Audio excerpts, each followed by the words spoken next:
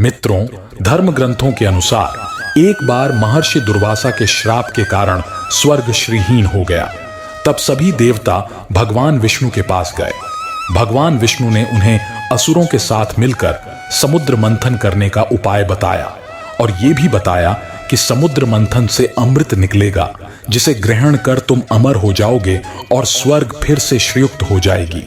यह बात जब देवताओं ने असुरों के राजा बलि को बताई तो वे भी समुद्र मंथन के लिए तैयार हो गए।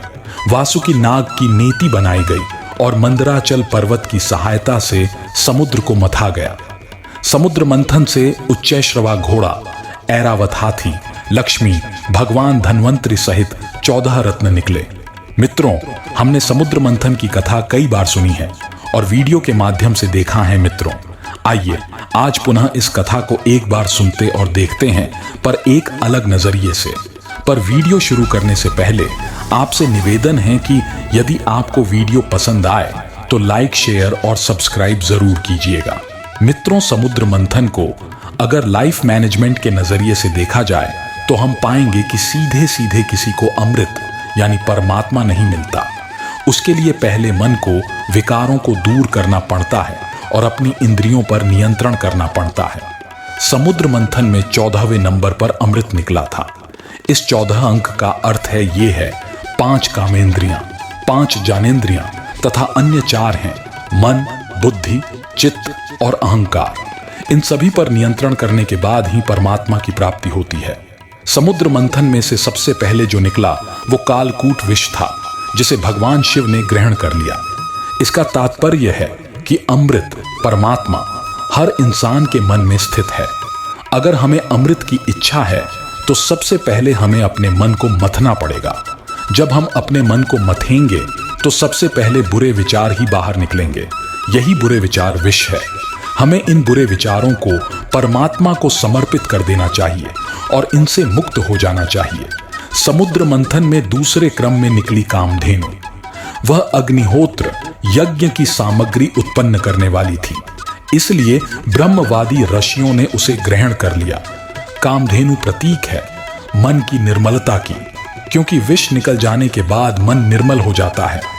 ऐसी स्थिति में ईश्वर तक पहुंचना और भी आसान हो जाता है। समुद्र मंथन के दौरान तीसरे नंबर पर उच्चैश्रवा नामक अश्व निकला। इसका रंग सफेद था।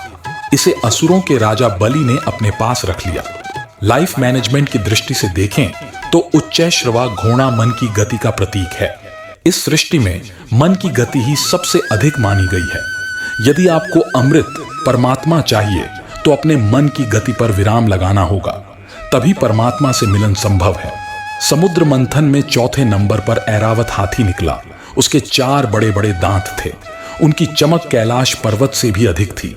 ऐरावत हाथी को देवराज इंद्र ने रख लिया।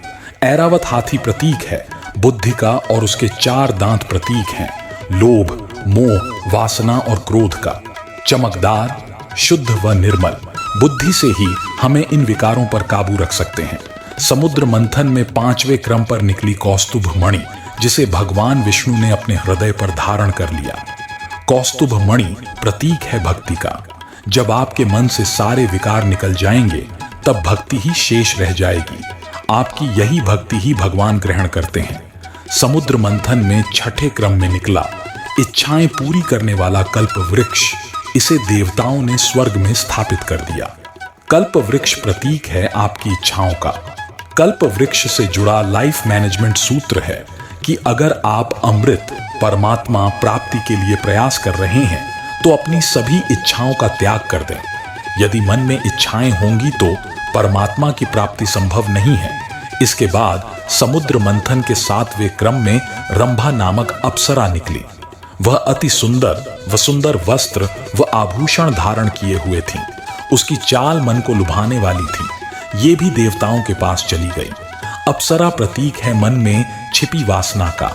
जब आप किसी विशेष उद्देश्य में लगे होते हैं तब वासना आपका मन विचलित करने का प्रयास करती है। उस स्थिति में मन पर नियंत्रण होना बहुत जरूरी है। समुद्र मंथन में 8वें स्थान पर निकली देवी लक्ष्मी। असुर, देवता, ऋषि आदि सभी चाहते थे कि लक्ष्मी उन्हें मिल जाए, लेकिन लक्ष्मी ने भगवान विष्णु का वरण कर लिया। लाइफ मैनेजमेंट के नजरिए से लक्ष्मी प्रतीक है धन, वैभव, ऐश्वर्य व अन्य सांसारिक सुखों का। जब हम अमृत परमात्मा प्राप्त करना चाहते हैं तो सांसारिक सुख भी हमें अपनी ओर खींचते हैं, लेकिन हमें उस ओर ध्यान न देकर केवल ईश्वर भक्ति में ही ध्यान लगाना चाहिए। समुद्र मंथन से 9वें क्रम में निकली वारुणी देवी भगवान की अनुमति से इसे दैत्यों ने ले लिया। वारुणी का अर्थ है मदिरा यानी नशा। यह भी एक बुराई है। नशा कैसा भी हो शरीर और समाज के लिए बुरा ही होता है। परमात्मा को पाना है तो सबसे पहले नशा छोड़ना होगा, तभी परमात्मा से साक्षात्कार संभव है। समुद्र मंथन में 10वें क्रम में निकले चंद्रमा को भगवान शिव ने अपने मस्तक पर धारण कर लिया। चंद्रमा प्रतीक है शीतलता का। जब आपका मन बुरे विचार, लालच, वासना, नशा आदि से मुक्त हो जाएगा, उस समय वह चंद्रमा की तरह शीतल हो जाएगा। परमात्मा को पाने के लिए ऐसा ही मन चाहिए। ऐसे मन वाले भक्त को ही अमृत परमात्मा प्राप्त होता है। इसके बाद समुद्र मंथन से पारिजात वृक्ष निकला। इस वृक्ष की विशेषता थी कि इसे छूने से थकान मिट जाती थी। यह भी देवताओं के हिस्से में गया। लाइफ मैनेजमेंट की दृष्टि से देखा जाए तो समुद्र मंथन से पारिजात वृक्ष के निकलने का अर्थ सफलता प्राप्त होने से पहले मिलने वाली शांति है। जब आप अमृत परमात्मा के इतने निकट पहुंच जाते हैं तो आपकी थकान स्वयं ही दूर हो जाती है और मन में शांति का एहसास होता है। समुद्र मंथन से 12वें क्रम में पांचजन्य शंख निकला। इसे भगवान विष्णु ने ले लिया। शंख को विजय का प्रतीक माना गया है, साथ ही इसकी ध्वनि भी बहुत ही शुभ मानी गई है। जब आप अमृत परमात्मा से एक कदम दूर होते हैं तो मन का खालीपन ईश्वरीय नाद यानी स्वर से भर जाता है। इसी स्थिति में आपको ईश्वर का साक्षात्कार होता है। 13वें और 14वें नंबर पर भगवान धन्वंतरी अमृत कलश लेकर स्वयं प्रकट हुए। मित्रों, भगवान धन्वंतरी प्रतीक हैं निरोगी तन व निर्मल मन के। जब आपका तन निरोगी और मन निर्मल होगा तभी इसके भीतर आपको परमात्मा की प्राप्ति होगी। समुद्र मंथन में 14वें नंबर पर अमृत निकला।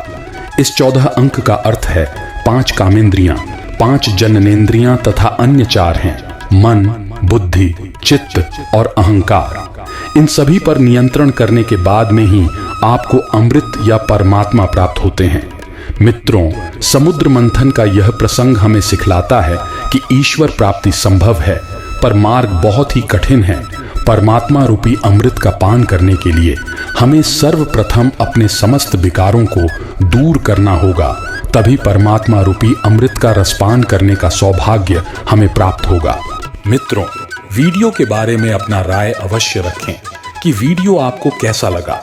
आप सभी सुधीजनों को बहुत बहुत धन्यवाद।